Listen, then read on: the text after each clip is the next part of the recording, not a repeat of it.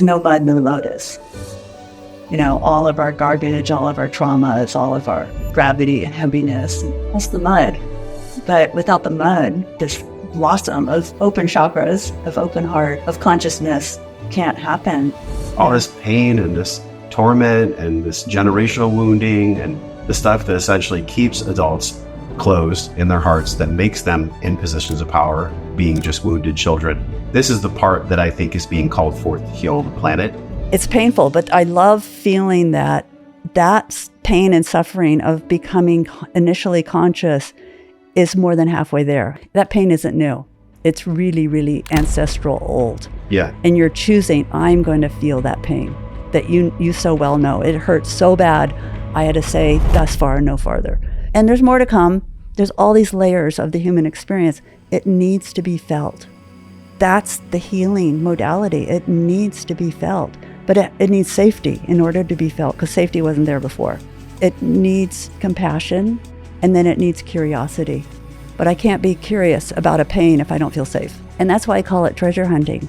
Within all that wounding, within all that protection, is something that we caretake from whenever that trauma happened in utero, in birth, in childhood, and whatever. It got protected by all these perceptions of the mind, because we're taught to figure it all out in our head. How quickly things can change when love wants something new, when people are actually committed to what love wants. And by the way, love does not always mean puppy dogs and fucking rainbows. Partly working with couples is getting them to set the guns down. Who's pulling the trigger? Why is it loaded? What happened here? Can you put up a white flag? It's the hardest thing in the world, because your habit pattern from your ancestors is like, this is how we do it. But inwardly, how can we find an inner harmony so our mind doesn't keep stopping what our heart desires? The whole idea of presence is the present. The presence in the moment, that's the present that we're so longing for. This is the real stuff. This is, I think, where we change generations.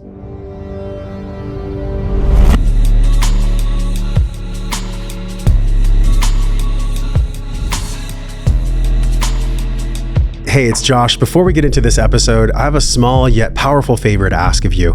The community has been growing by thousands lately, and the bigger the tribe, the bigger names of world-class guests we can have on this podcast that I can bring to you from my heart, from my curiosity, so you can have more wellness and wisdom in your life.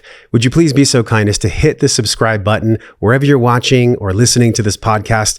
It'll allow us to rise naturally in the algorithms based on your 2-second act of generosity by you just tapping that little subscribe button wherever you're viewing or hearing this episode. Thank you so much. It means the world to me and our entire team here at Wellness and Wisdom. Now enjoy the podcast. Margo, thank you for coming back on the podcast. Yeah, here we are again. Must be a friendship. Who knew? The mentorship, the friendship that Carrie and Michelle and I have experienced through you has been just so profound. I just want to say thank you. Thank you for all you've done for us. Yeah, thanks for letting me walk with you. Yeah, or running it sometimes, it felt like for me, or on the ground screaming and crying, pounding my fists as my childhood wounds are healed. Yeah, and I just sit there going, okay, you got to do that. I accept. I mean, that's all we need is someone to see us and accept us, even if we're throwing a tantrum. Man, I'm just so blessed to know you. There's very few. We're going to link in the show notes the other podcasts we did, where we went through an incredible ceremony with you and just working with you now for 9 months, 10 months, almost a year. Time to birth that baby. Almost a year. And it's just been so profound how quickly things can change when love wants something new, when people are actually committed to what love wants. And by the way, love does not always mean puppy dogs and fucking rainbows. Sometimes love can be really bloody, really messy, really gnarly. And so I just wanted to say thank you, because this is pretty rare that I would do a podcast in Maui with a mentor, with a friend like you. And so I think a perfect jumping off point would be Maui. There is some vortex healing here, some, birthing energy, new life energy, healing energy. That I've never experienced anywhere else. And it makes the hair on my arms tickle as I share it with you. there's something really unique about why we were called to Maui, why you live in Maui. What is it about Maui that is so healing? Why are so many people drawn to Maui? Not just for their inner child, but to up-level their adult and to really be an adult, which is what I want to talk about with you today, what it means to be an adult. Well, there's something special about Maui. It's the spirit of aloha. It's the spirit of the original people, of the wayfarers, of the Polynesian canoe people, and that's been held for thousands and thousands of years.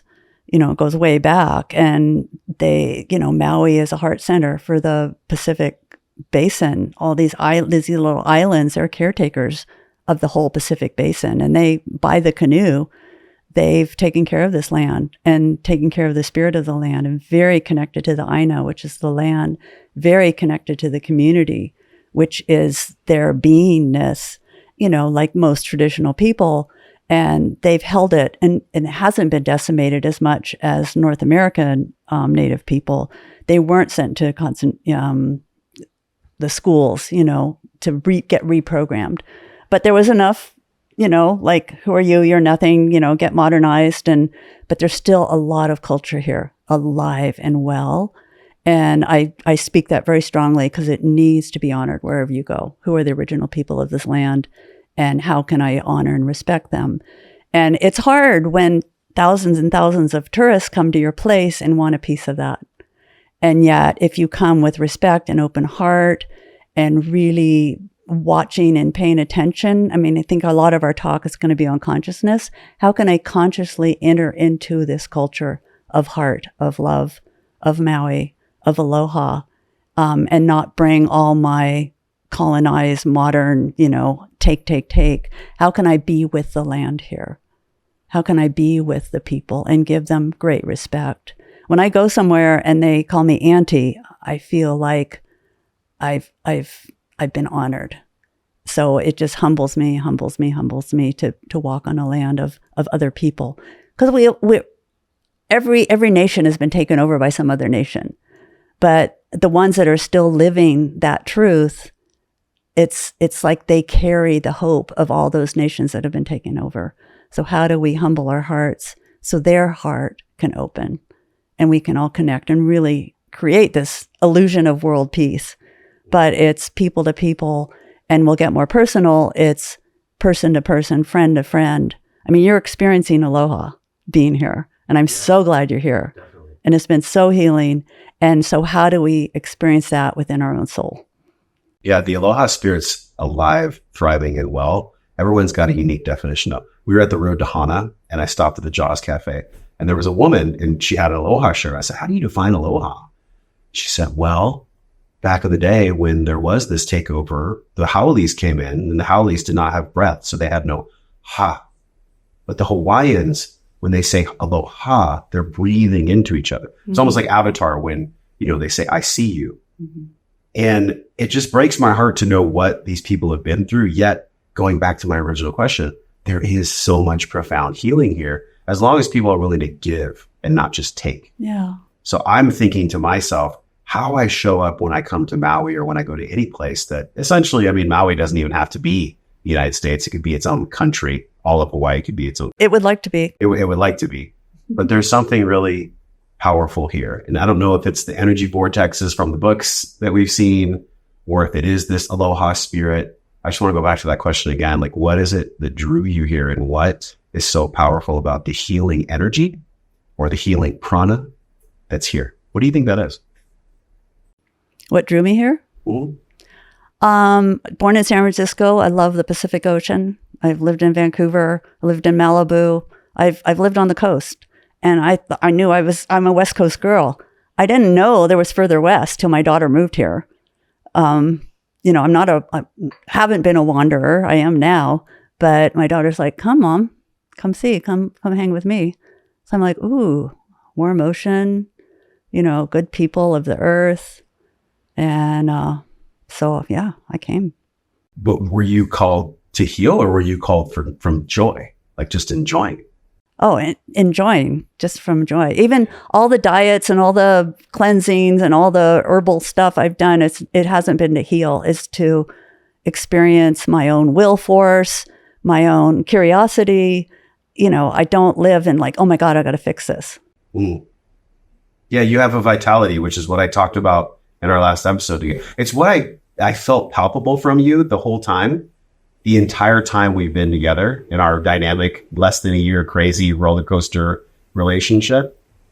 And I don't know how exactly you embody it. I'm really curious how you embody it, because many people in their 70s, they're kind of dead already. They don't have any more magma in their volcano. Right. Like it's just missing. Aww. So there's got to be something about, yes, we're going to talk about being an adult and balancing responsibility. There's got to be something in your heart, in your soul, that allows you to continue to embody this vitality.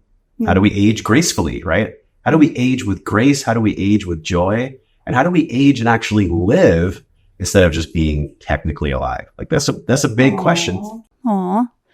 Yeah. And I tell people I'll be 74 in a few weeks. And I tell them not like, oh, you don't look like it, you don't feel like it, whatever. I tell them to give them hope.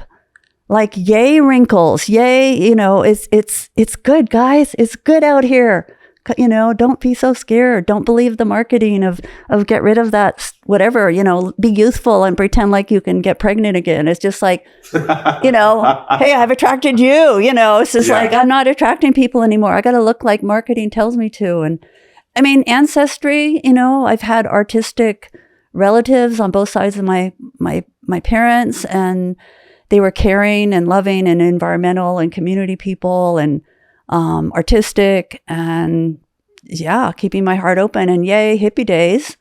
Psychedelics kind of said, oh, there's a lot of other energies and ways of being in the world, and finding community within that, communes and living together. Like, how can we do things a little differently, inside the box, outside the box, and learning about Kundalini yoga, learning about that energy flow. I can squeeze my perineum and I can feel it go up my body and wrinkle down, dripple down, goosebumps down my, it's just, that helps. Clearing your chakras, clearing your forces, but how are you going to do it? How are you going to have time to clear your stuff, Because I see people walking around like this, and cell phones don't help when you walk around like this, but it's like, it's not put your shoulders back. It's like, how do we open our hearts? Well, we don't open our hearts because it's been so wounded. We got to protect it. That. We all know that. And it's like, how do I open it? It's like, oh no. But this is not a protective stance. This asks for trouble, because people can see you're not calling on your forces. When you go like this and walk in a room, you can try it. Walk in a room like this, look around. But if just without even saying anything, walk in a room like this and people go, huh. Yeah. So just a posture. How do we posture? I remember you told me a story where you were walking down a dangerous street and you just believed with your posture and your heart and your being that you were safe. And it was like the universe and the world reorganized itself for safety around you. Oh yeah. The old scarred big old guy, said, what, that line, what's a nice girl like you doing in a place like this? And he walked me home. Yeah, that's happened a few times. I don't project, I don't, put myself in that, but this is where I lived, just happened to be in the wino section down in San Francisco. See, this is why I love learning from a true elder, because there's so much wisdom that elders don't have the space to share. And I feel like we've lost the ability to create spaciousness for elders because it's been replaced by the top 5 things to grow your heart on YouTube or whatever it is. Mm-hmm. And so it's really special to give you this platform, to give you this space, because we've just lost the art of listening to elders. We're looking for the quick fixes and the top 20 checklist of how I grow and how I make money. Mm-hmm. But I got to tell y'all, there ain't no shortcut. Like there's no shortcut. And I think if you looked at the Native American tribes, and I know you have a lot of deep history with the Native American tribes doing sweat lodges and being immersed in their culture, there's so much we can pull from that if we can just slow down to listen, to actually hear it. Well, reconciliation in Canada, it became a political thing. The prime minister did an apology and listed all these things that needed to happen. And a lot of goodness came out of it. A lot more is needed, of course, because there was residential schools there big time, and torture and abuse and kids being torn away from their families. And almost wiped out. And it's like, we're still here. I love that power. It's like, I'm still here. I'm in my 70s. I'm still here. How do we stand together? And a lot of the reconciliation was letting the elders tell their story, because a lot of this posture of old people is no one's there going, hey, grandma, hey, grandpa, tell me about your life. How was it for you? Yeah. And who's listening? Put them away in a rest home and they just kind of shut down. So how do we open up? How do we open up each other? How do we find the elders? Especially if you didn't have good memories with your blood relatives, but they're out there. They're out there. Who was one of the elders that really shaped this ability for you to hold vitality and help others? Because, you're not just helping people across the world. You're helping Carrie, Michelle, and I with our relationship with ourselves. But you have people that are just attracted to you. They're coming. You don't have a website. There's no advertising. People just come to you. Yeah. And I think that's, Aristotle has a phrase, nature abhors a vacuum. Mm. So you're pulling from a place of love and your own vitality and your own service, and people are coming to you, and it just slaps the face of traditional marketing, where you have to have a website and you have to have a landing page and you have to have all these things in place. And I think it's literally the vacuum that's being created by the universe that wants to hear from a true elder. Mm. What do you make of that? I mean, you have a life that you've designed, you have a life that you love. What do you make of how the energy has been sucked and that vacuum has been created just by your being? There's something about you that's created that vacuum. If you had to guess, I don't know if anybody's ever asked you this question. If you had to guess, what is the vacuum that you think your soul is creating from a place of love?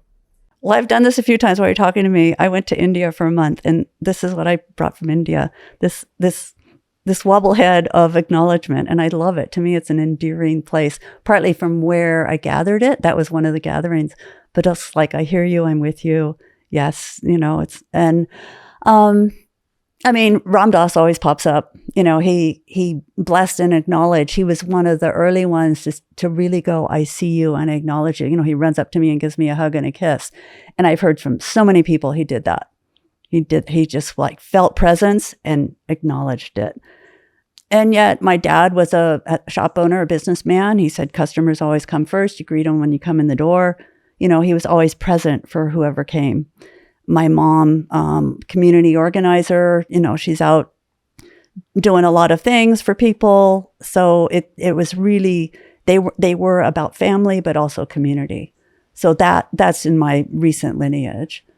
And, they had their stuff and I had stuff to go through to find my identity. But, my siblings, our whole family gets along, and that doesn't always happen.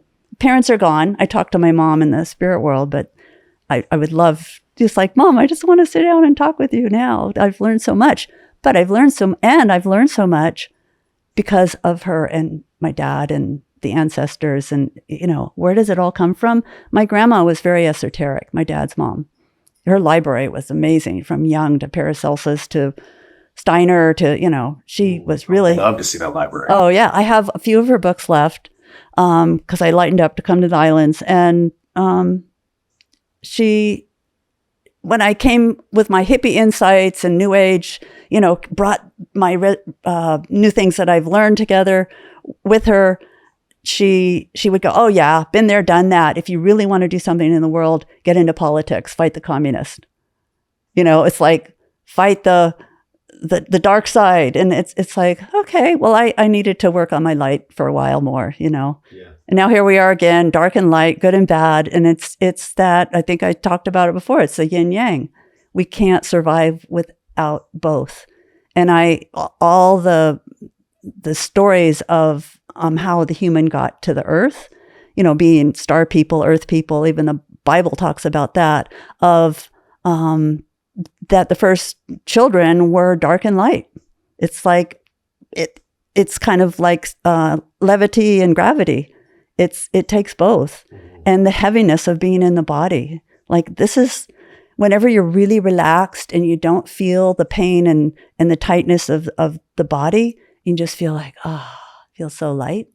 But in order to do something in this world and move things forward, we need to be in our body, into that tension, into that. And it's like, so we medicate, we either caffeine or alcohol or drugs, or, we try and lighten it up just so we can get through the day.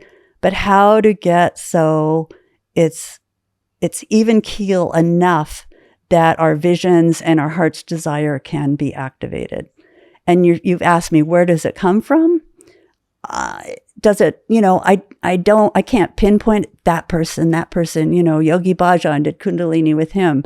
It was just all these people on the path that said, because in the 60s, the yogis and the Eastern mysticism started coming in, and we're like, thank you, because we were expanding so far. They reminded us breath, heart, focus, body, and gave us tools that were very ancient that us Westerners didn't know about. So that was a big part.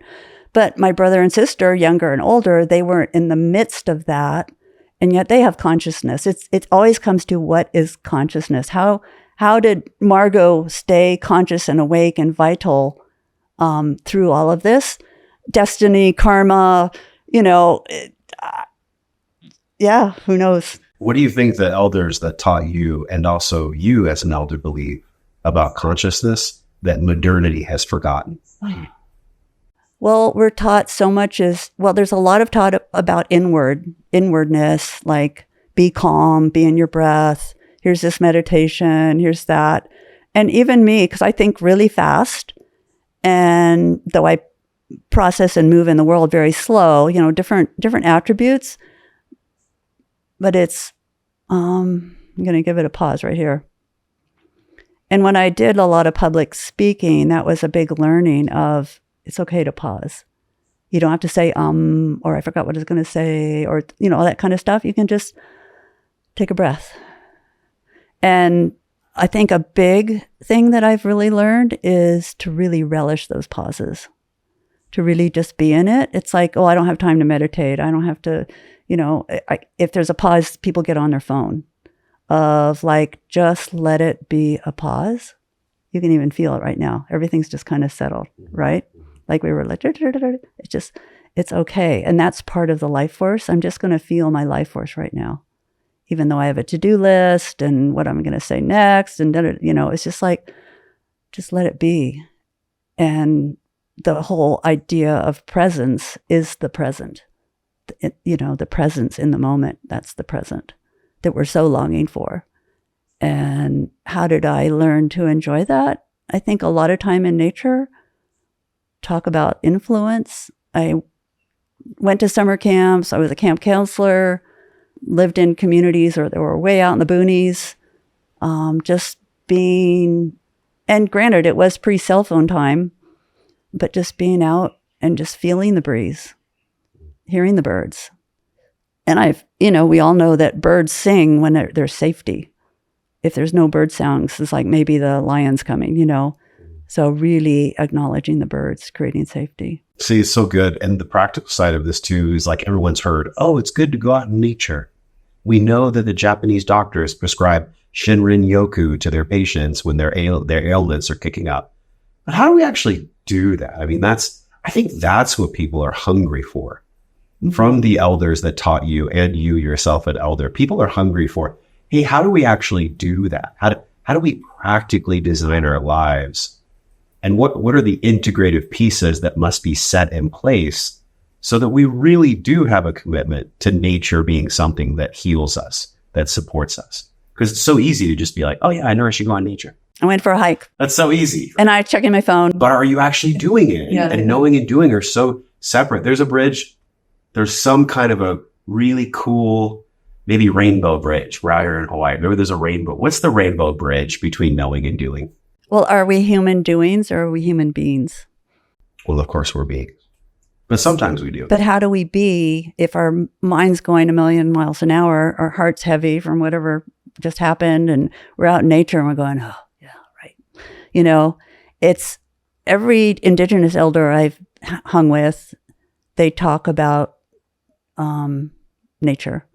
And it's almost like they're talking from a whole different place from what us Euro implants, immigrants, wherever we come from, westernized people that we're taught to understand things, control them, make money off of them, utilize them. Yeah, caretake, like environmental, we're going to take care of the earth.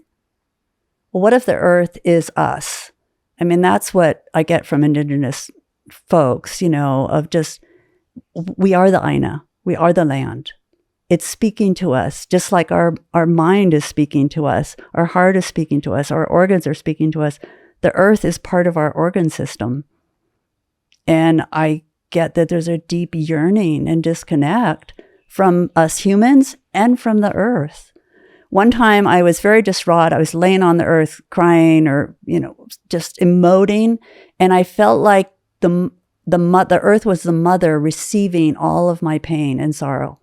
And it was like composting the earth. What mother doesn't want their child to come to them and just, the child's just having big emotions and the mother just accepts and says, I'm here for you. I'm here for you. It's good. You're crying. It's good. That's what the earth was doing to me. So then when I turned over and I looked up at the sky and just with that mother-father image, the father then was just pouring blessings into me because I emptied into the mother. So that was a good image. So how do we be with nature, not just observing it? And it takes time. It takes time to walk out on a path. It's nice to go to the same path, even if it's in houses and, it's nice to go be totally surrounded by trees and jungles and things like here, or even on your deck where you have plants growing. Look at the little bug crawling. Look at this little plant, how it entwines in the other, makes rooms for the other plants. Just look at how it is. And all of a sudden, your thoughts have slowed down because you're engaged with. How do I have a conversation with a plant, with a tree? Just slow down a little. Because what about work? And I got to be with it and market it and earn, pay my bills and take care of my family. And there's all this. But where does that source come from? Where is that ability to, it's like not be exhausted? Yeah. And I really, really, really commit within myself that it's about the pause.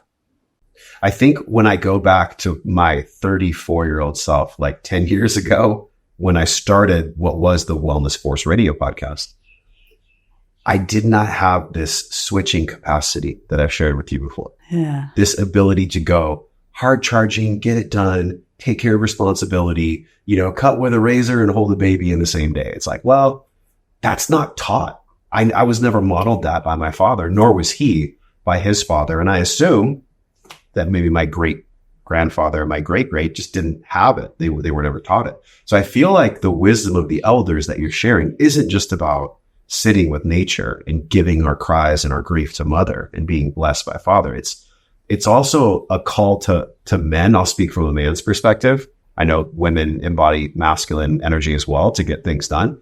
But for me, especially being an entrepreneur and like getting things done, but also being soft and luxurious for my woman and being fully present with my heart over my family, and then going back to getting things done, this switching capacity, I feel like the true elders in the Native American community and in all communities across the world, they had that mastered. They had it mastered, this ability to go to war and come home and hold their baby. They just have that. And I wonder what you think is most pertinent to be shared with younger men who are coming up, who are going to be fathers. When you and I are long gone, their children will still be here. Mm-hmm. What do you think those children need? What kind of presence and what's the practicality of increasing a man's and a father's switching capacity to go from hard charging responsibility to soft and nurturing? And honestly, the wisdom to know the difference.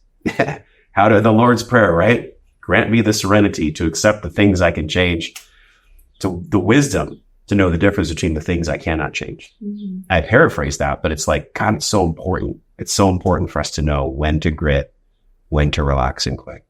What do you make of that? Well, wisdom, I can say wisdom is consciousness. And when people are all of a sudden, they emote and they just, I feel so much better.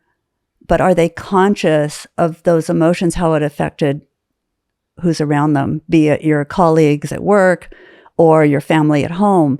I just emoted. I finally unloaded my truth, or, and sometimes it's in rage. And, that's the one that's really good to look at, because you lose sight of it's just like, oh, I just need to unload and yell at this person. Can we look at how that affected the others around me, especially your children, especially your partner? And you go, oh my God. And the partner is so like full or used to that happening. They're just like putting up with it. So trigger, passed on to your kids. That's just how the home life is. Well, what if the person who just emoted goes, oh, I feel better, but I want to rephrase that. I want to take two, let's do it over, and that's okay. That's a powerful, hardest thing in the world to do. Do over. This is what I really meant to say. And I was loaded because da-da-da-da-da. So really I messages rather than because you did this and you did that, that invokes the other person to unload at you. And here we go. The war's on. So my partly working with couples is getting them to set the guns down. When you did that and da-da-da-da, it's like, who's pulling the trigger? Why is it loaded? Why, what happened here? Can you put up a white flag? It's, as you know, it's the hardest thing in the world, because your habit pattern from your ancestors is like, this is how we do it. And I think part of that ability to flip, it probably started changing when we weren't farmers anymore, or we weren't hunter-gatherers anymore, if you go that back, or we weren't living in a large community. That's it. So we have nature and we have community, not only elders, but aunts and uncles. And it's not just one or two parent household. It's you got the neighbors coming around, and kids are running back and forth to one house. Oh yeah, they're napping over here, or they've already fed over here. And wouldn't that be a dream? Rather than, oh my God, I'm responsible for the children. And then the whole culture goes, your children are a mess, it's your fault. Well, it's really the fault of the culture. The myth of normal.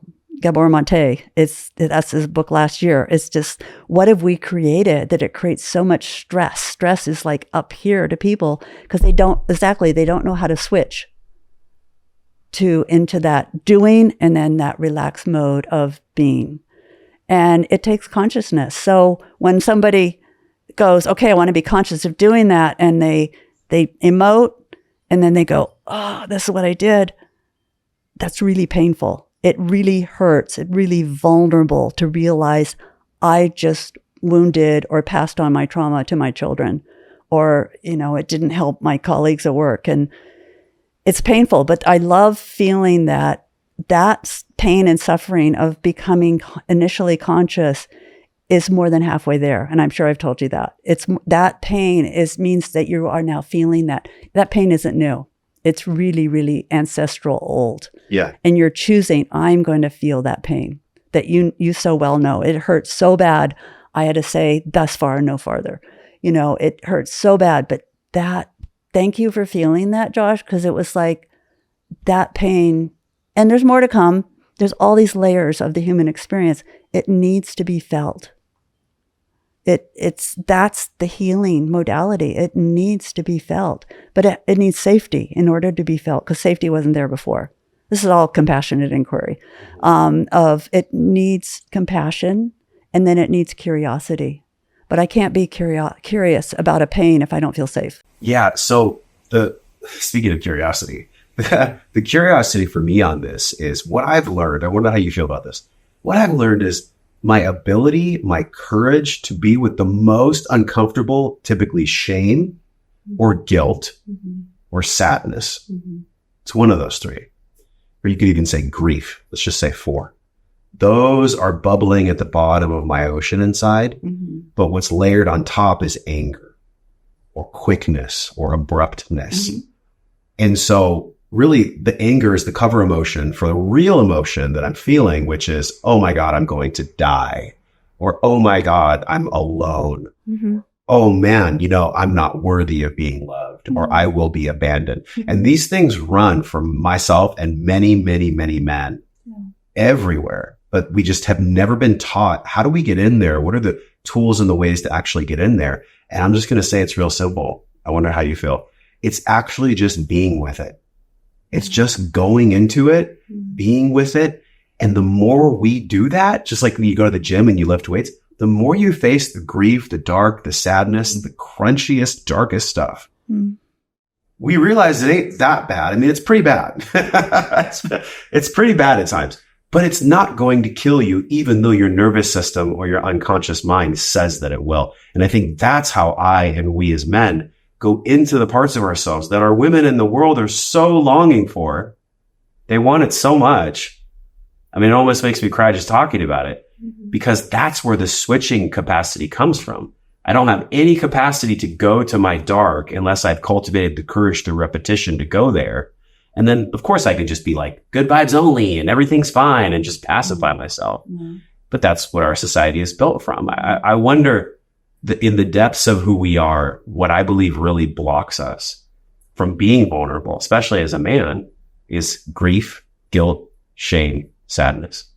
Those are the things that block me because I don't trust myself enough to feel them. I don't have the life experience to feel my shame, to feel my crunch, to feel my darkness. Therefore, I rob the world of my light. I rob my woman, my family of joy because I haven't done the real work. And it's not to shame myself or anyone. This is the conversation, right? This is the real stuff. This is, I think, where we change generations. Yeah, and a lot of that is just protective mechanisms. And some of the sessions we went through of not shaming and blaming those things, just say thank you. Thank you for being angry. Thank you for feeling shame. Thank you, because it was from childhood and my father's childhood and yada, yada. It was more like, thank you for, and that's just kind of touching the bruise just by saying thank you. And this protective energy goes, oh, okay, you appreciate me. You're not going to send me to my room. Because that's what we do. We send a lot of these little traumas and little barbs into their room, like, and shut the door. Well, that's in our body. And that can create illnesses later on. When the body says no, another Gabor book, it's in us. We can't just throw it out we can't throw it away. It's still in us to remind us. And that's why I call it treasure hunting. Within all that wounding, within all that protection is something that we caretaked from whenever that trauma happened in utero, in birth, in childhood, and, whatever. It got protected by all these perceptions of the mind because we're taught to figure it all out in our head. And now that's the whole thing with somatic healing these days of where is it in your body? In your heart. Remember when you had a stone heavy heart and you wanted your woman to fix it? And she's just like, I'm good. What's with you? You wanted her to be soft where it's you needed to be soft to that stone heart. And you did it by ultimatums, like, thus I can't hold this pain anymore. It's too much. And something in you softened. And look at Carrie, she responded. It's like, he's melting his own heart. Yeah, that's its own switching capacity, isn't it? Yeah. The ability for me to accept my own death, to accept the death of relationship, to accept it, and maybe not be at whole peace with it, but be at peace with whatever outcome happens because I know that I have me and I know that I have my own back and that I would be okay regardless of what happened. That's what really helped to soften and to really chip away at that rock was, wow, the rock and the hardness in my heart was actually created by my own lack of courage to face whatever outcome would be possible. Because if you face that hard darkness, you might die. So Right, it's your own exactly. death. I will open this and give it, and like you said, it's scary, but it's not. It's like facing the dragon in the cave. That's so, look at the Tibetan carvings, they have this beast at the beginning of the temple. They're just the guards for the treasure. And they look really, they keep you away, the guardian at the threshold. They're just like, thus far, no further. And then you have this key or this apple or this coin to give them, here. And you're creating relationship then. And they're like, oh, you want to be related to me. That's kind of a key. How do we have those keys to connecting with the Aina, with the earth? How do we find those keys? And it's softening our own, getting out of our mind. You're out of your mind. That means you're going crazy, right? We're supposed to hang on to this. But the mind creates perceptions. are they really true? Our body is always true. Our gut's always true. Our heart's always true. I do feel my heart guides me to the yes, like, oh, that looks good. Let's go hang out with Josh and Carrie. Yeah, that feels good. And the babies. And then the mind is here to map it out, schedule it. How much money do I have? What time do I have? Then I ask the mind to get activated. It's not here to go, well, if I do this, then this will happen. And this, it's just like that. I don't know how to do that. Partly why I wasn't a very academic person. I didn't want to figure out all these things. Now I am. Yeah. This is what makes people not want to be entrepreneurs, because you have this beautiful gift and art and voice you want to bring to the world. But then also in paradox, you have to figure out timetables and structures and spreadsheets and P&Ls. Like, I get it. It's not easy to hold both worlds. It's not. No. But so how, and that's part of the switch, right? Left brain. How can I go out in nature and just be receptive? And how can I encapsulate that and now put it in a spreadsheet and organize it and share it? It's the conundrum of being human, and yeah. You were talking about the guards at the gate in the Tibetan monastery and the guards in the gargoyle. What was it exactly?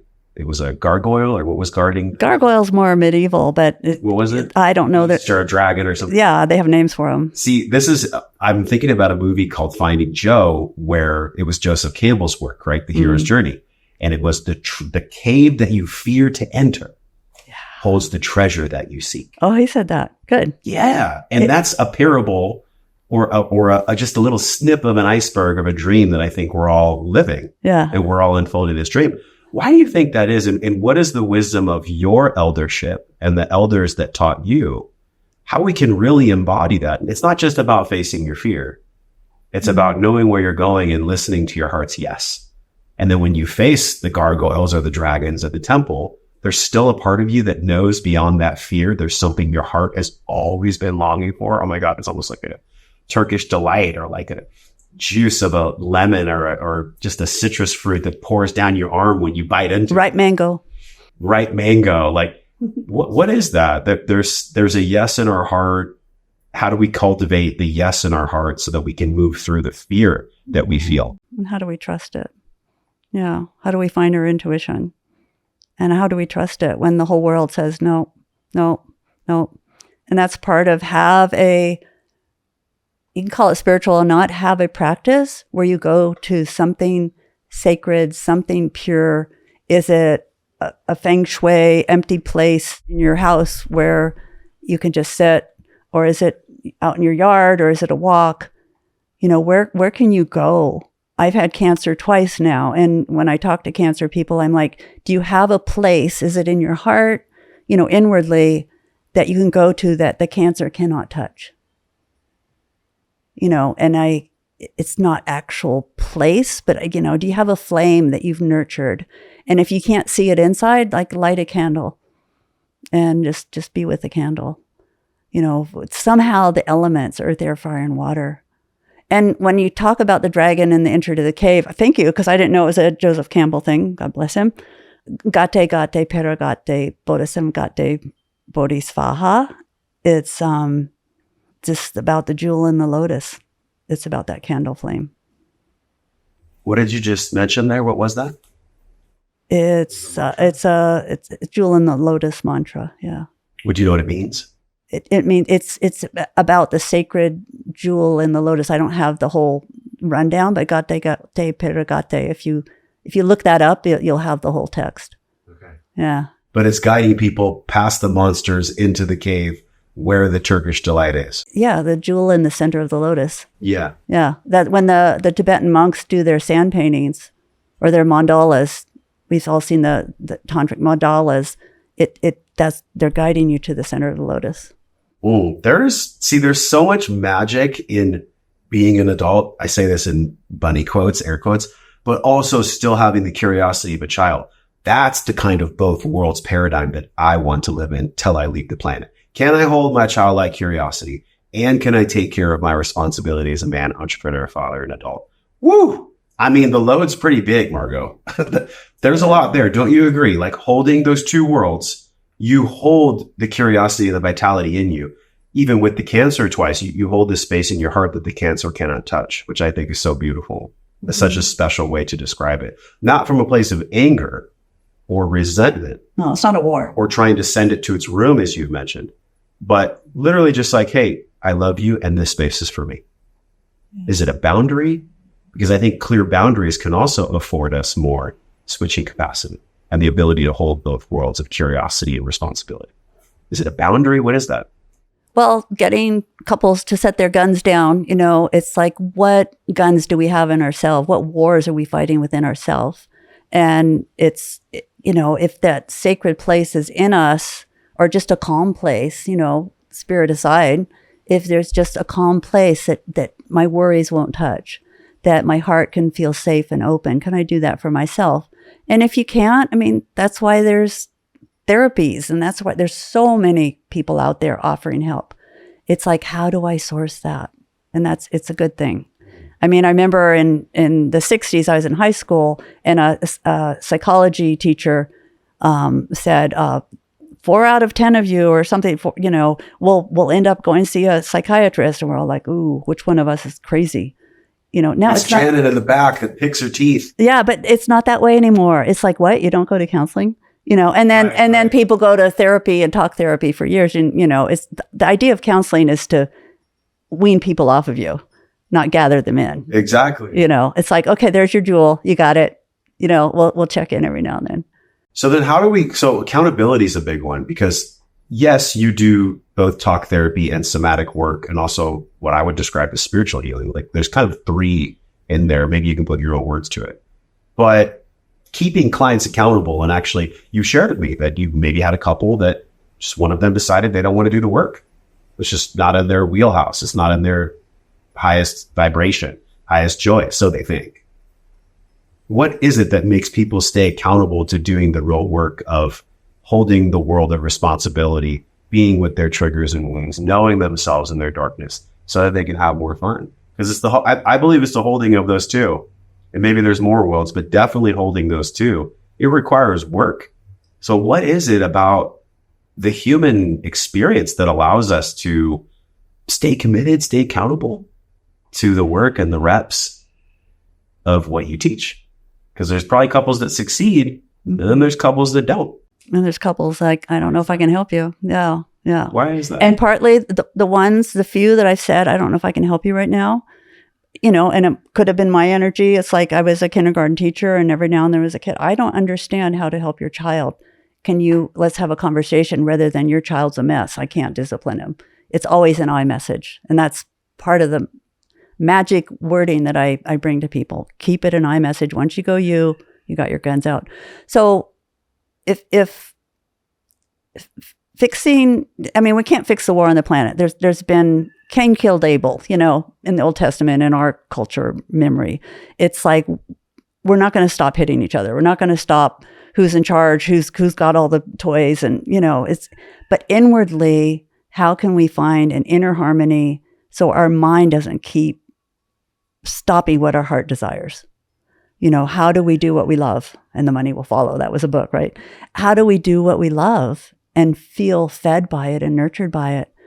And it's looking at different parts. Dick Schwartz, internal family systems. It's like we have different parts in us.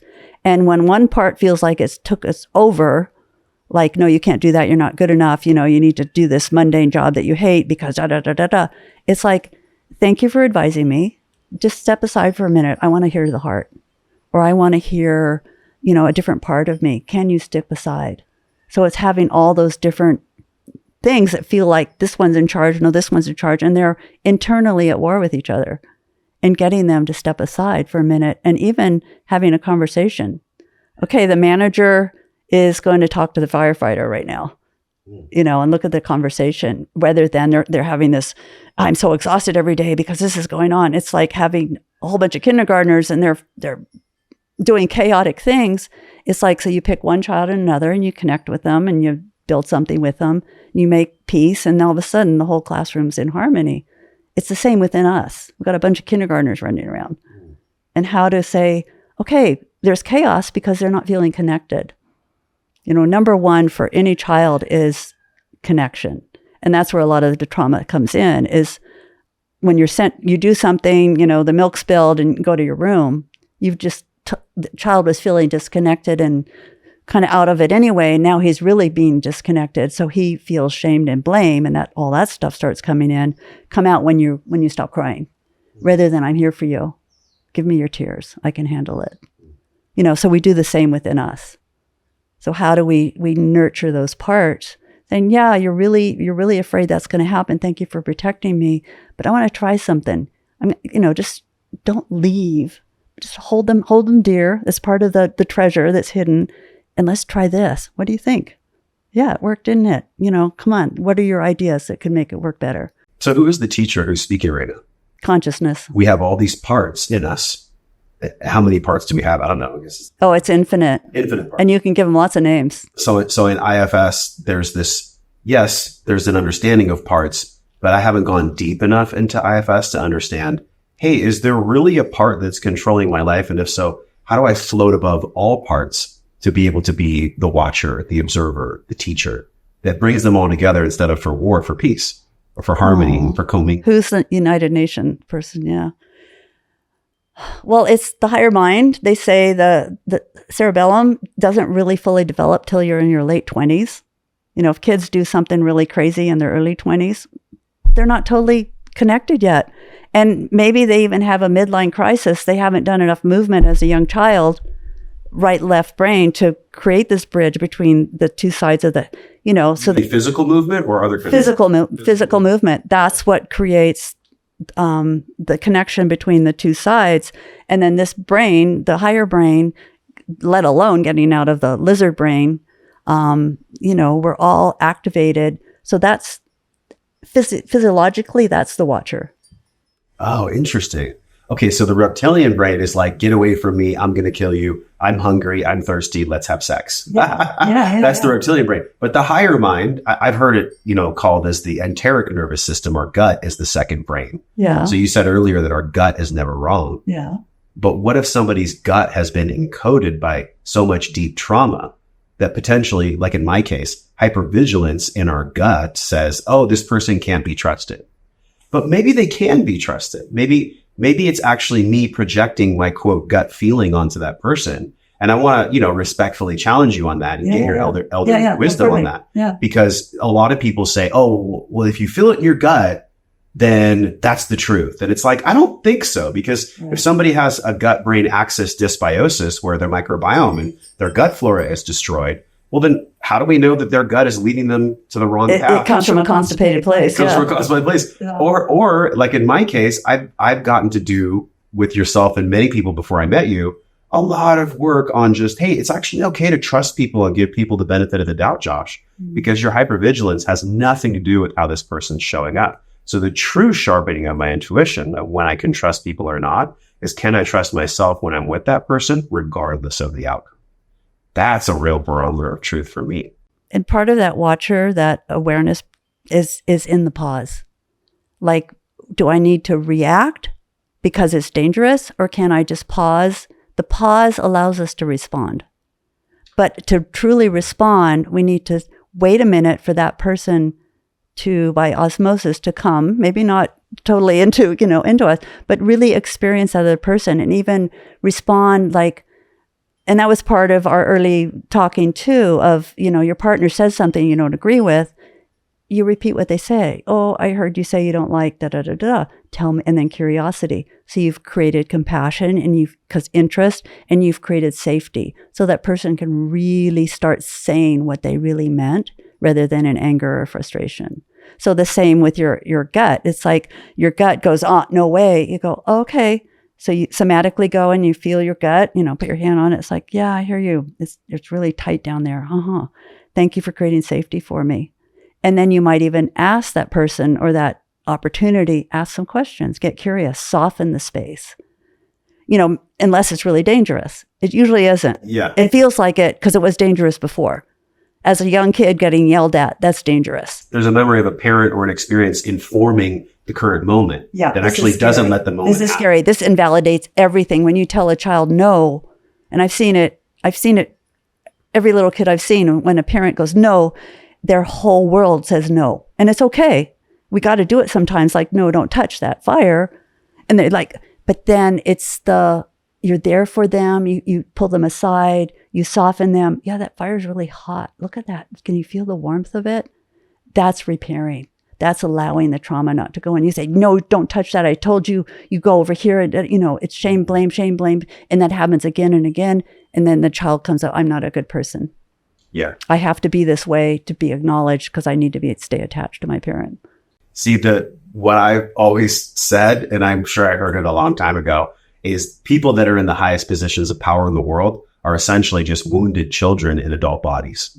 And it literally does not have to be that way.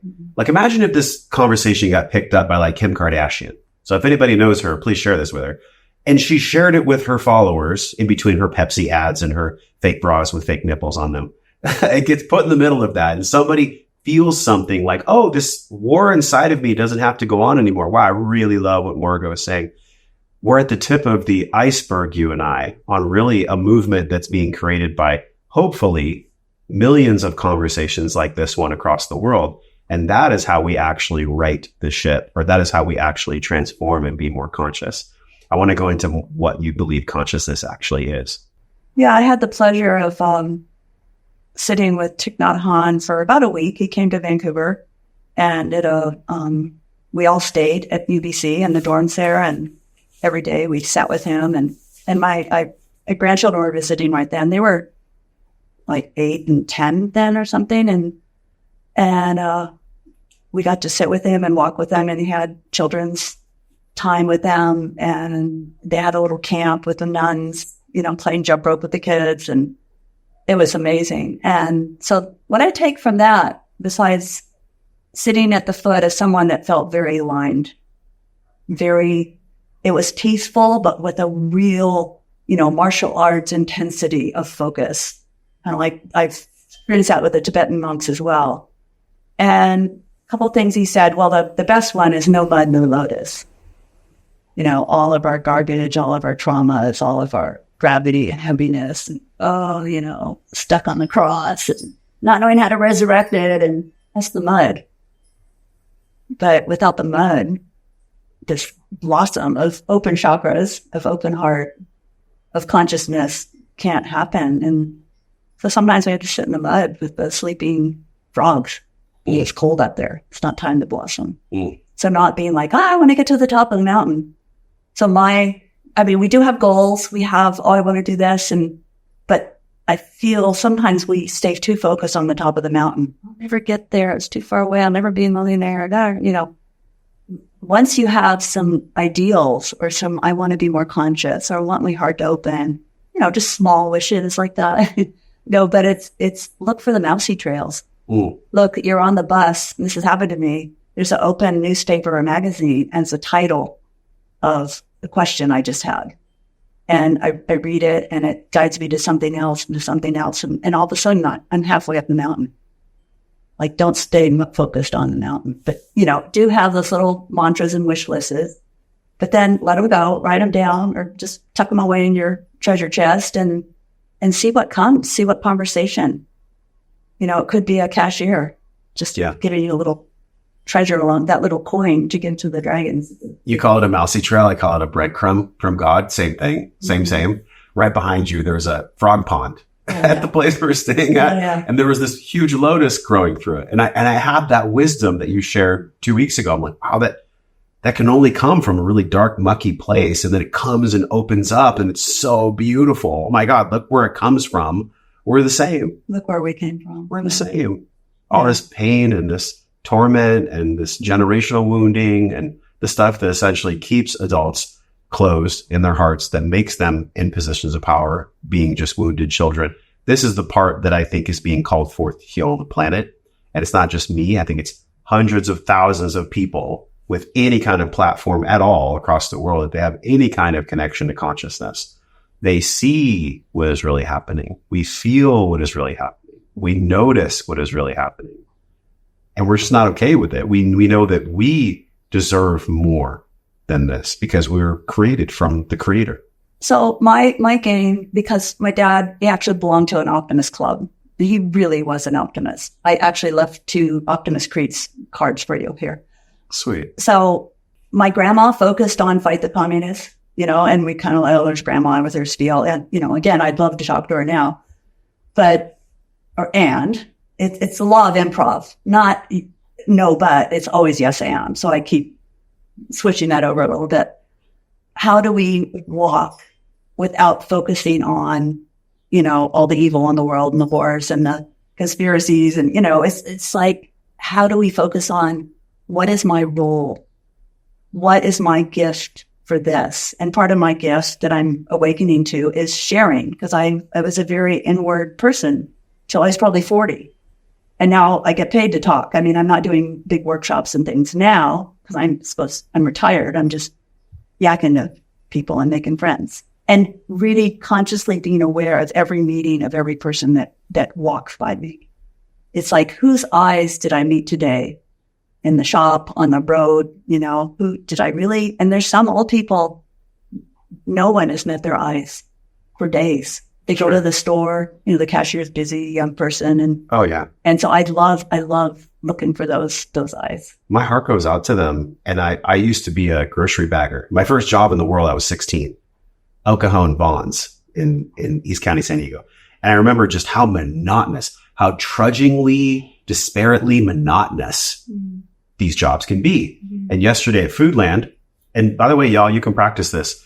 Just take a breath and just shoot love into the person who's beeping your groceries. Like just give them a piece, because I could tell just for a second that her heart, her soul appreciated it, and then she went right back to, hi, Mr. Jones. But she felt it for a moment and we had this human moment. Yes. And I think that is a really important piece of wisdom that we can all practically start doing right now. It seems so easy, but are you actually doing it? And that's why I asked you earlier, what is this rainbow bridge between knowing and doing? I wonder from this vantage point that we're both sitting at here. I love our posture, by the way. We're both like sitting on these couches with our legs crossed, but our body is open. If you notice this, our body position has changed a little bit. With a soft pillow behind me. Yeah. Can't get rid of this. Yeah. So in an open body, in an open heart, in an open consciousness, open mind awareness, I think it's so easy to make these choices. But like you said earlier, so many people, their posture has closed them down. Well, I think that term is really good that you said, a human moment. How many human moments did I have today? How many human moments were positive life force? And how many human moments were judgmental and actually putting something down, even if it was in my thoughts? Oh, that person, I don't like how they look. Oh, that person, I wonder how they look that way. I knew I was getting older when I went, I think it was Nevada City. I was just on a break from a workshop I was doing. And I went to this place. They were selling not coffee, not even tea, like Silogit blends and all these things I never heard about. And people had like tattoos I'd never seen and feathers. And they'd say, oh, that's the leather and feather people that go to, the big. Oh, the Burning Man. Burning Man. They go to, those are Burning Man people. I'm like, okay. Yeah. And I was like, looking at this, like, who are you people? And it's like, oh, I'm like an old person looking at the hippies. I'm generations not out of touch, but things have changed. Yeah. And it was beautiful. I love telling people I love getting older to see evolution and process. That's one reason why I'd love to sit with my mom right now and my dad. My mom had a really rough childhood. She had a lot of migraines. She didn't know how to process all this stuff. Amazing mom, physically made bread, made her clothes, 50s mom to the match, didn't wear pearls. But, she was amazing. And yet she had all this pressure inside because she didn't have the language. She just started. She had a very aware meditation practicing MD. And he started doing relaxation classes that she helped organize because that was her spirit. And when she passed, I read her journal. She goes, whenever I relax or start thinking of some memory that was really hard for her, and I don't know what to do with it. It was just beginning. This is in the 60s. It was just beginning. You go inward and you start seeing these tensions. And now we're learning pathways of what to do with it. And that was, that was 60 years ago. That's a long time away. But We're evolving. I really think we are. So I haven't sat with Palestinians, Ukrainian, Israelis. Well, I've sat with a few, but you think of the pain and suffering, but it's so publicized right now. We're so aware of the world pain. But was from the time of Vietnam War, we didn't hear the pain and suffering of the Vietnamese. Partly they were the poor brown people over there. It's just like, oh, they were different than us. Now all of a sudden, Ukraine and Israel and Palestinians, Gaza, they're more like us as far as from the Western news thing. So we have more compassion and empathy. But think of all the wars that are going on in the countries in Africa and South America. We haven't felt that really viscerally. Yeah, you and I are so fortunate to even be sitting here talking about this, because the resources and the awareness are just absolutely minuscule in so many of these places. Like their biggest priority is, can I get a bowl of rice today? And that's real. Like that's actually happening on Earth. And I want to be very cautious. I'm so fortunate. I'm so lucky to be born a white guy in La Mesa, California. I mean, are you kidding me? I'm so lucky. Any challenges that I've gone through, not to reduce my challenges and put them on a terrible microscope.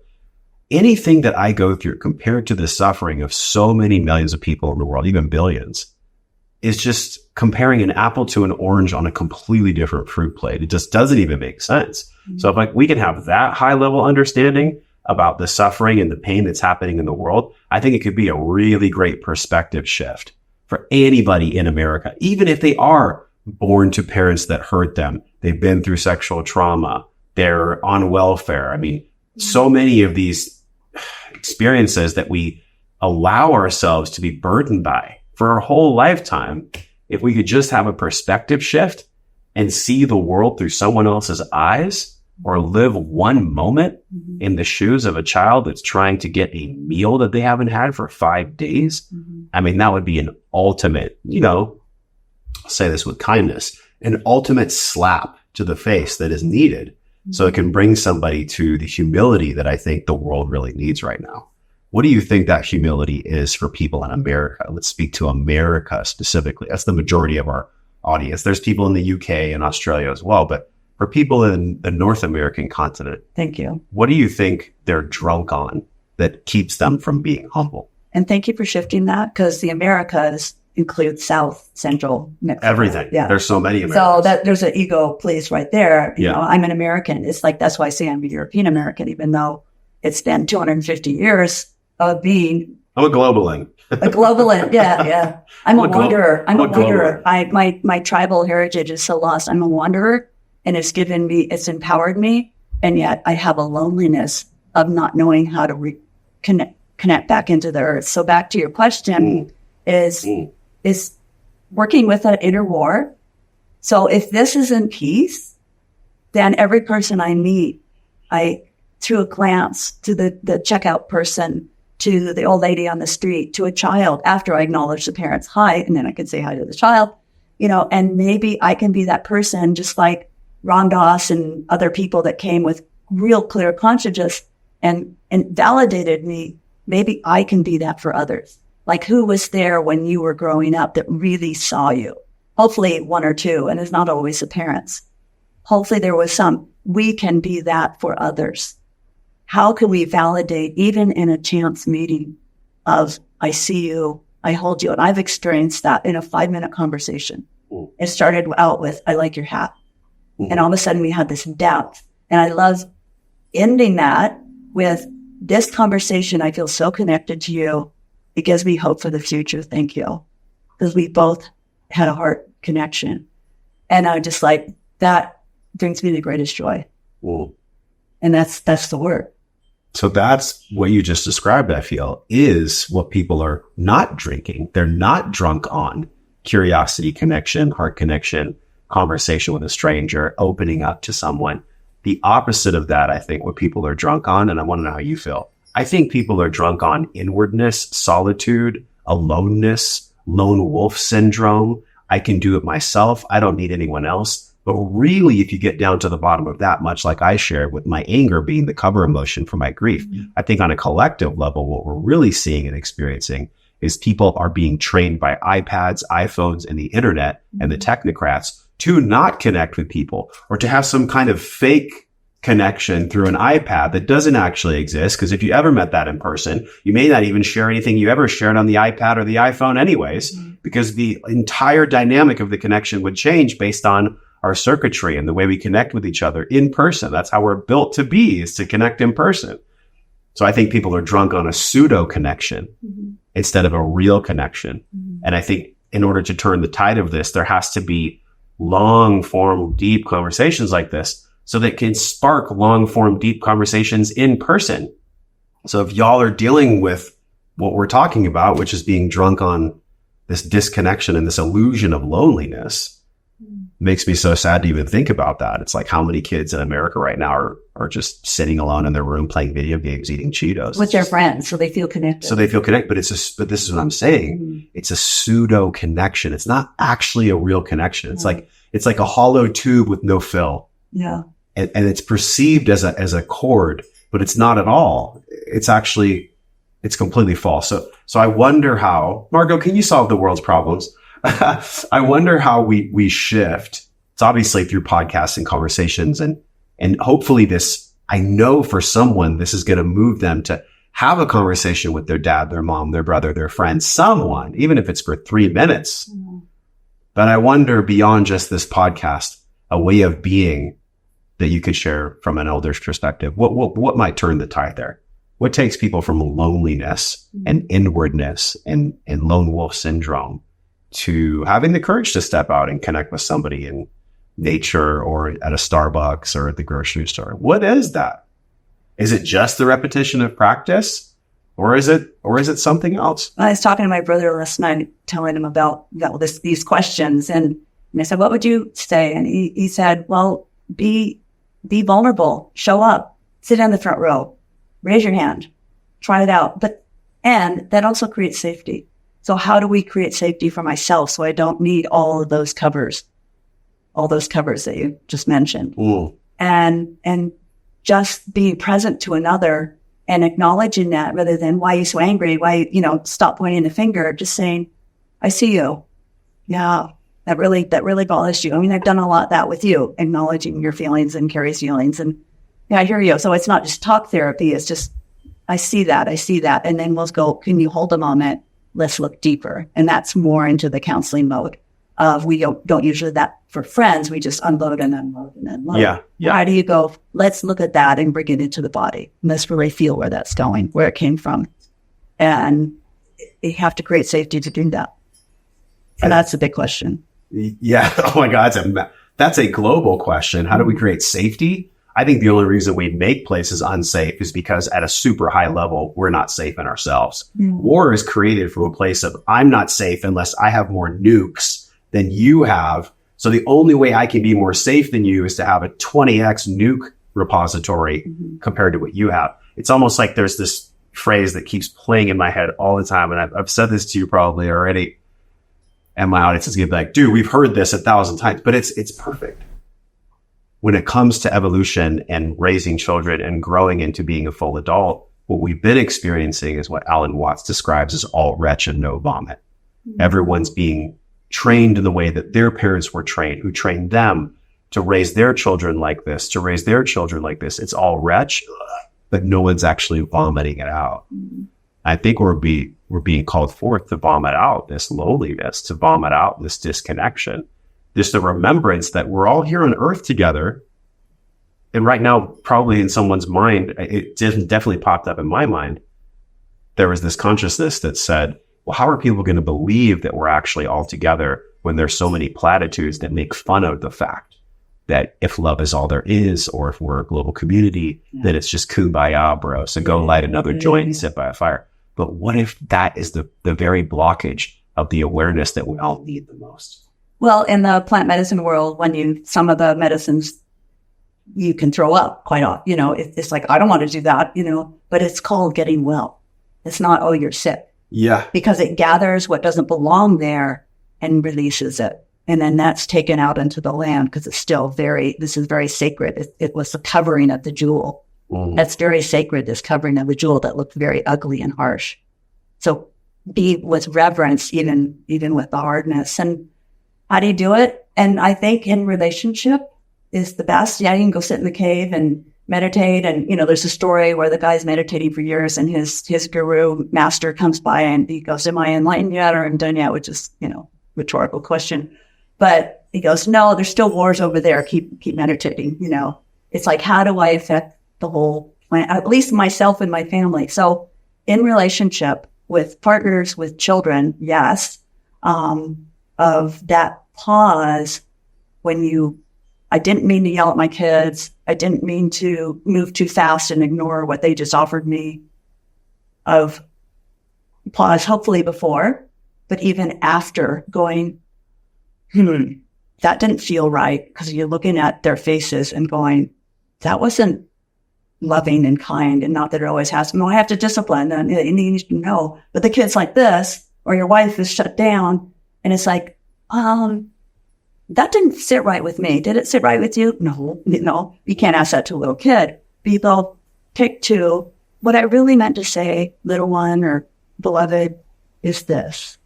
Is that higher mind, that person who's in charge, calling on all the powers that be, please, and I've done, like I did training with nonviolent communication. I remember going home after asking Marshall Rosenberg, what do I do? My daughter just throws things on the floor. When I come home, there's no place to sit. And I just tell her, just pick up your clothes. And she never does. Okay, this is straight from the master, right? He goes, that's the whole iMessage man, right? He goes, well, when I come home, I'm really tired. There's no place for me to sit. So it's an iMessage. I describe what's going on. The kids go, they spill every food. When the food's spilled, it makes a mess, doesn't it? Would you be willing to go get a cloth and clean it up? And I told my daughter, would you be willing to hang up your clothes so mom has a place to sit? So it's an iMessage, it's a description, and then it's an ask. So what does it take to do that rather than pick up your clothes and, get them out of there and realize that I've said that 10 times, it never worked. Why do I so that's the higher awareness. Why do I keep saying that? It never works. I just have to say it stronger, and I'm in charge and you're not. I've just devalued my child's development. You didn't give them freedom to be. And it's like, well, they need to be taught how to be out of compassion or out of control. Because they're going to get so used to that control, they're going to look for a controlling partner, a controlling government, because they don't know only the person in control does. You've just disempowered their soul. So it's our job to be aware of our actions, our words. What is it? Your thoughts create your actions create your habits creates, it's all. So what do? We can start with our thinking and our gut feelings. If you could tap into the wisdom of every wisdom piece that's been shared with you, what do you believe is most needed to be said right now for us to be real adults, for us to be embodied, integrated, powerful, loving, joyful, all the things? What needs to be said from an elder's perspective so that we can rise to all be fully integrated adults right now? Silence. And seeing what comes up in that silence. Meditation teachers will say, yeah, a lot of thoughts will come up. That's actually tension releasing. Once a big TM, transcendental meditation thing. It's just, you want that. And you just watch it.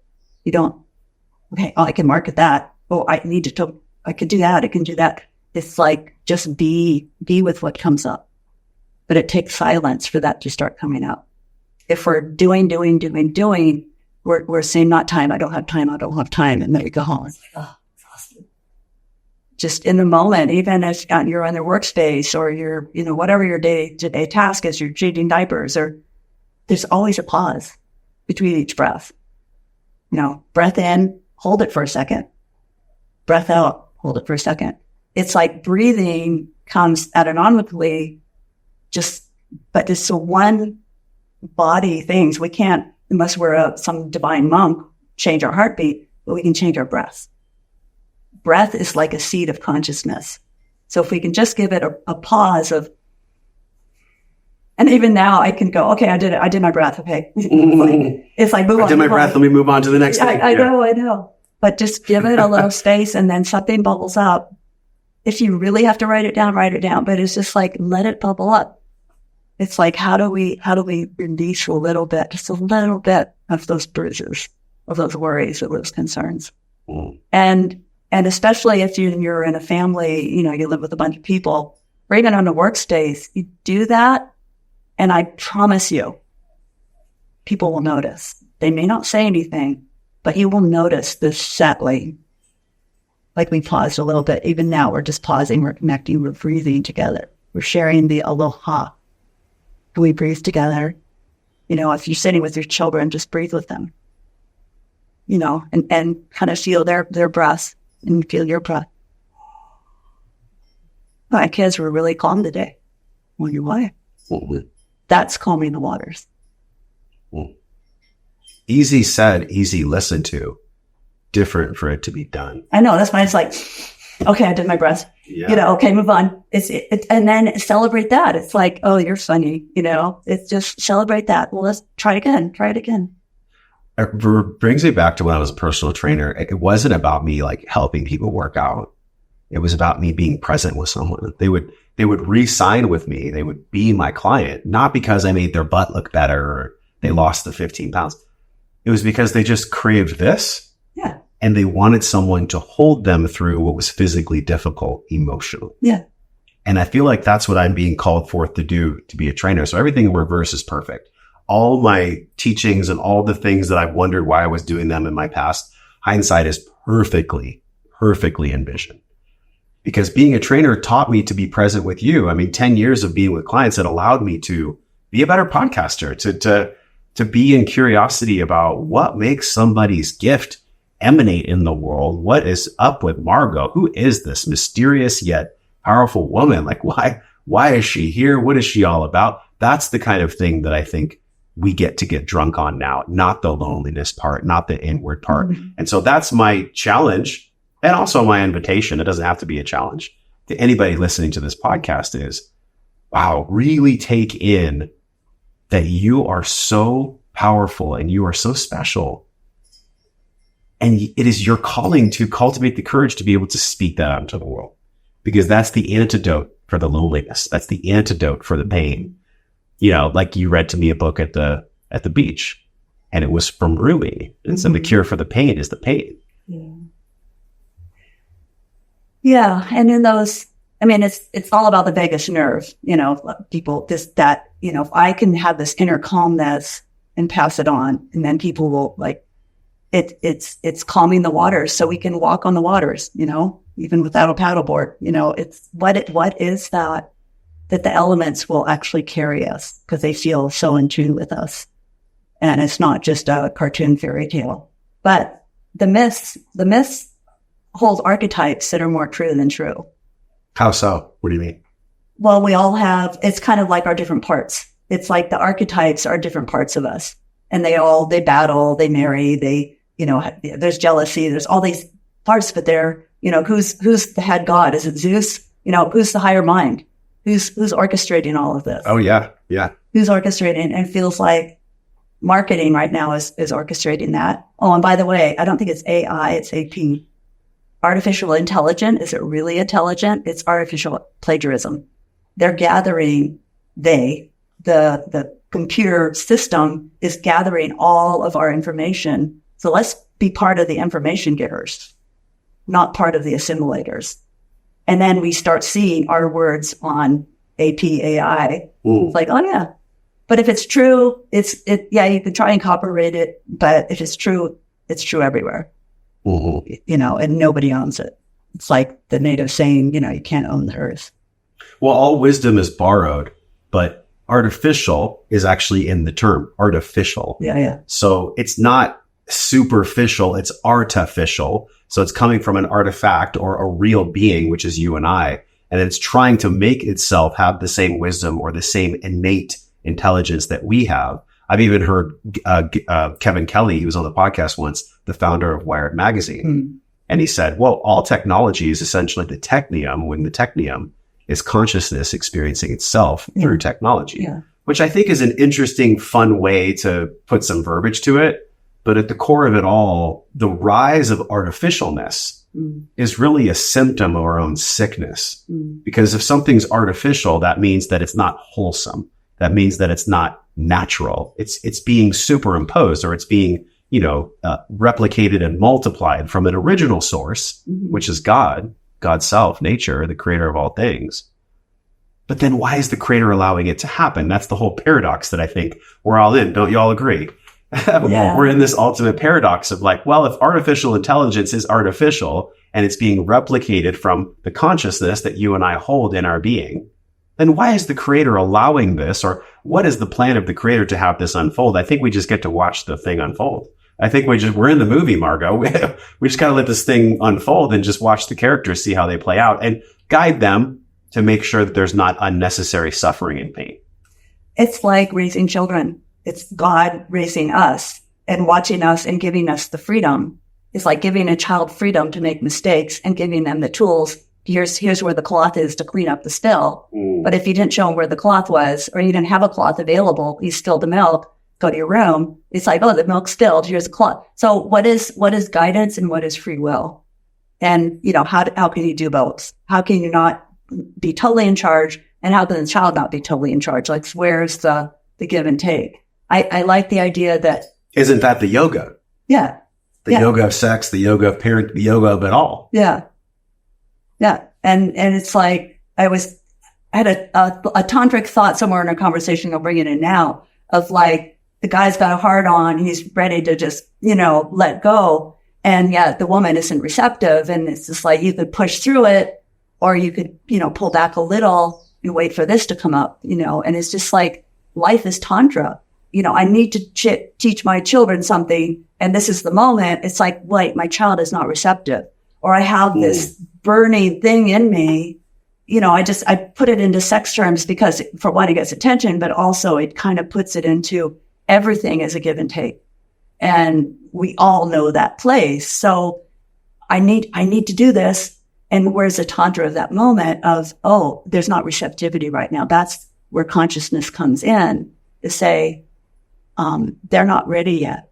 I'm loaded. I'm so ready. I need to do it.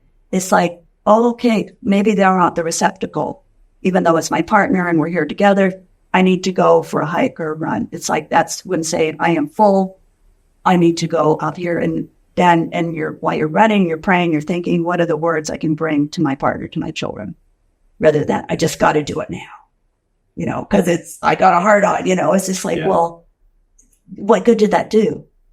It slammed your woman, or it, either way, rather than it brought up something, it brought up this flow. How do I make this flow? Rather than this war of, I'm going to do it to you. How is that for you? I'm not very good. It's just like, how do we build forces? How do we build forces with our children, with our relationships?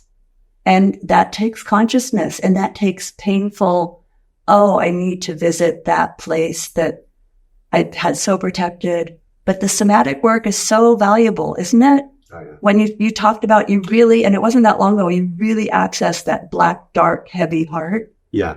And I've had people in depression describe that same heaviness. How do I even create safety enough to just feel it? It's pretty scary.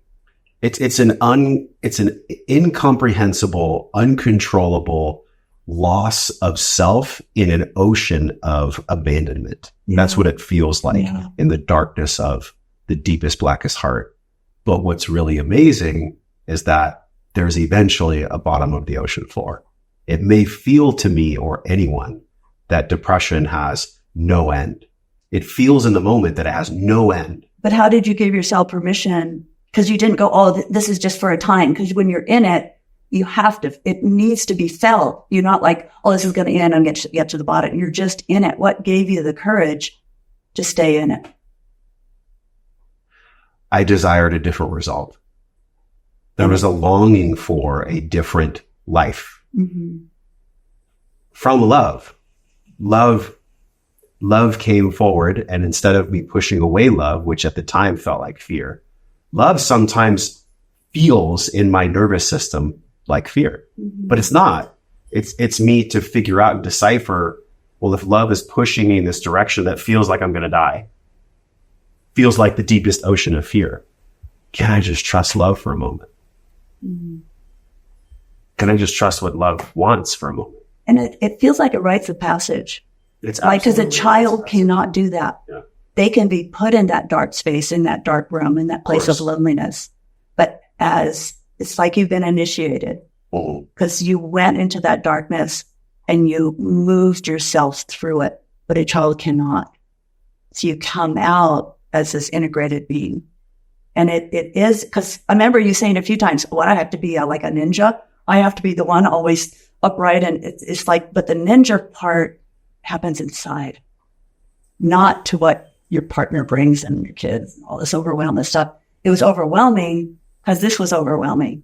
But when you went in here, that's why I asked, what kept you not running away from that? I trusted. Trust. Yeah, trust. I trusted that love was on my side. Mm-hmm. And I trusted that actually it was a trust in me. What got galvanized was a trust in my own self, that whether we stay together or not, whether we get married or not, whether we have another child or not, whether anything or not, mm-hmm. It's the same wisdom that's been shared with me like 57 times on the podcast, but now 58th time here in Maui, it played out in a ceremony and being with you and understanding that, wow, sometimes it takes a lot of messages that are the same for me to actually hear it mm-hmm. on a number that I never thought would happen. Maybe for some people out there, it's 1,000 times mm-hmm. they have to hear a message. Mm-hmm. So yeah, the ultimate work for me that has come true here in the dream called Maui is I trust myself. I trust myself to make decisions that are best for me, my heart, my family, and I can be trusted. Wow. I'm just like having a really deep moment right now because about 5 years ago, I did a dream vision statement from my friend Alex Rybczynski, who's one of the teachers in the Czech system. Mm. And part of my dream statement was that I'm a trustworthy guide.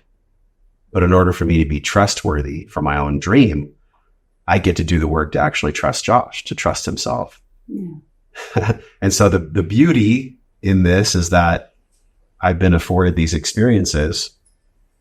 One of them being that I'm so grateful for, being with my woman, is that now I understand that trust is actually something that is earned for me. It doesn't have to be that way for other people, but I've had to earn my own trust to myself. Mm-hmm.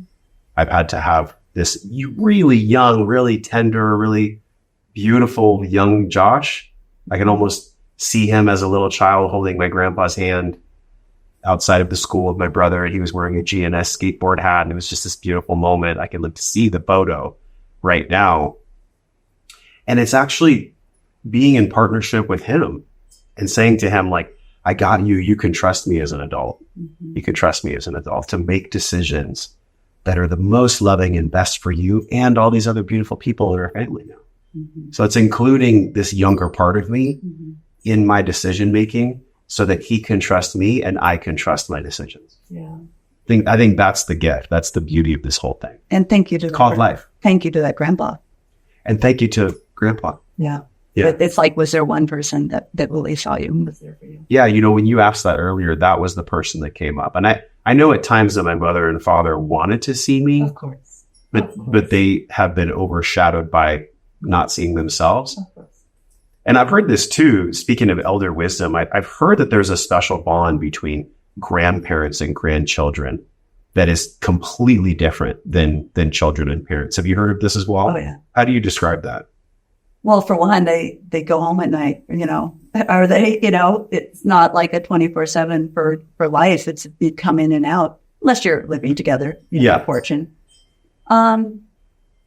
Well, it's like we have children so young, and I'm living in my higher mind. I've experienced it. I've worked it out, and I have more patience.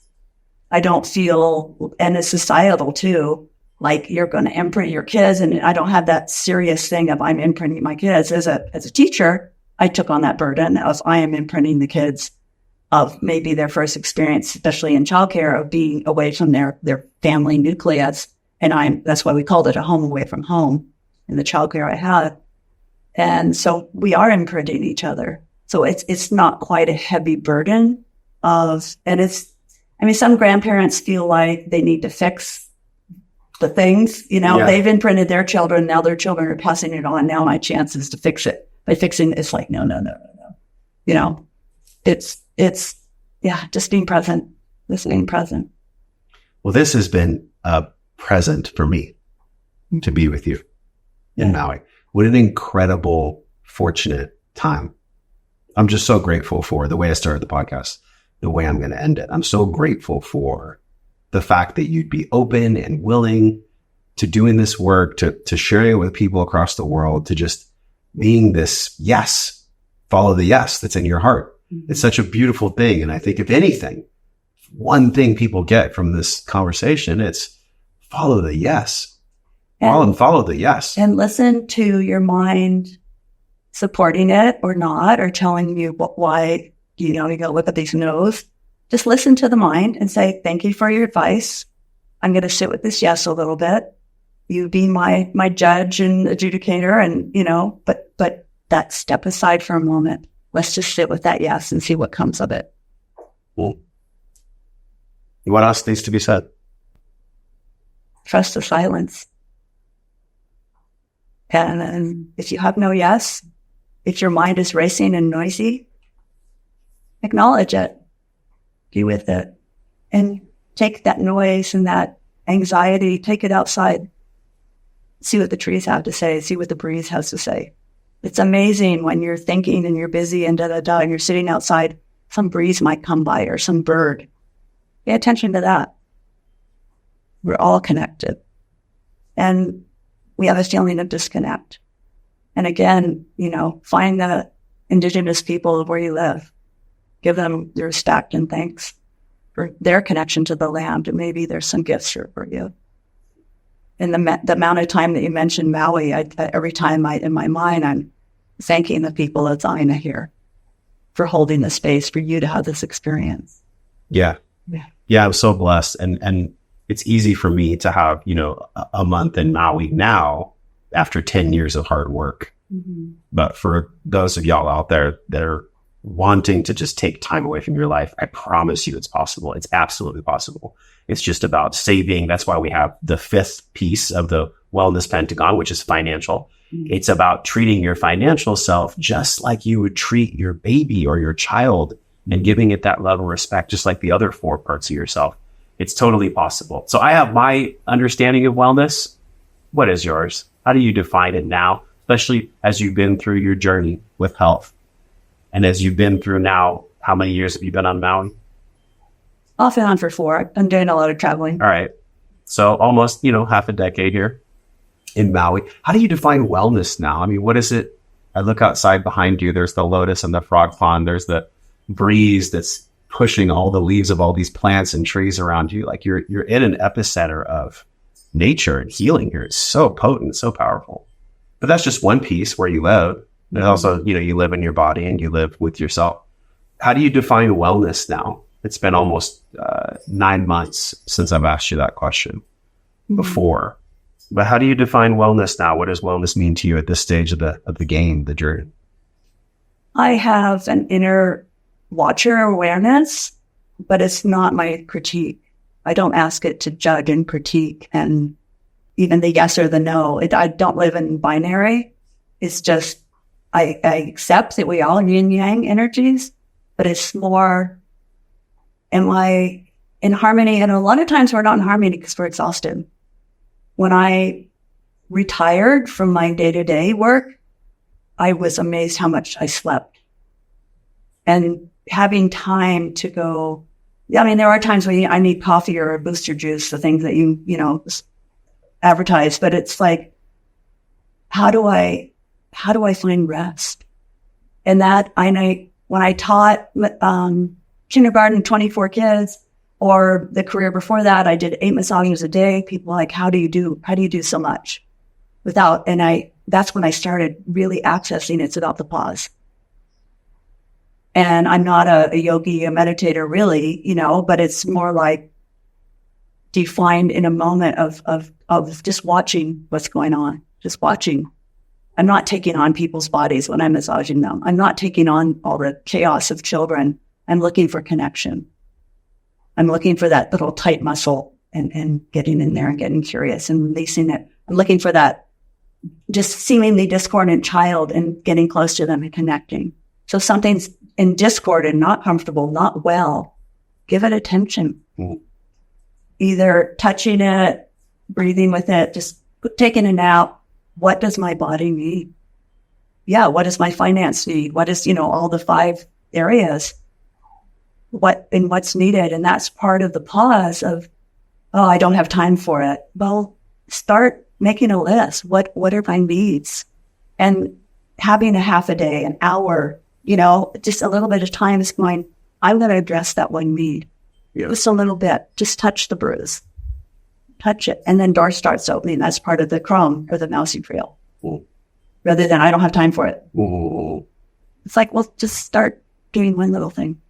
Otherwise, how are we going to raise our kids? Yeah. On overwhelm? Sure. Yeah.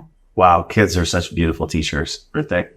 Well, The best ones. There's a thing that kids take our energy. I'm exhausted, but I believe kids live in the moment, delightfully so, and they're gifts to us. And they're waiting for us to be in the moment with them and not necessarily play with them. I mean, they can help fold laundries or chop vegetables. You don't have to get it down and do blocks all the time. Because if they see you working and there's a place for them to work alongside because they live by imitation, there's a moment of connection and you're being in the child's present. They are so present. They're doing all these things we're talking about, and we teach them out of it. Margo, I love you. Let me too. We could talk forever. Thanks for everything. What an incredible journey it's been so far. I look forward to what's coming next. Coming back to Maui again. Tell people, please, where they can connect with you. If they want to. Because you don't have a website. You're literally like this mystique who has people coming to her from across the world, and there's no website. I'm so old school. Old school. But you have an Instagram. You do have an Instagram. Instagram, email. It's my name, Margo Running at Gmail. Yeah, I'm here. Well, thanks for being here with me. You're welcome. Okay. Until Mario and I see you again on another podcast. All right. Aloha. Aloha. We're both wishing you love and wellness. We'll talk with you soon. Mm-hmm.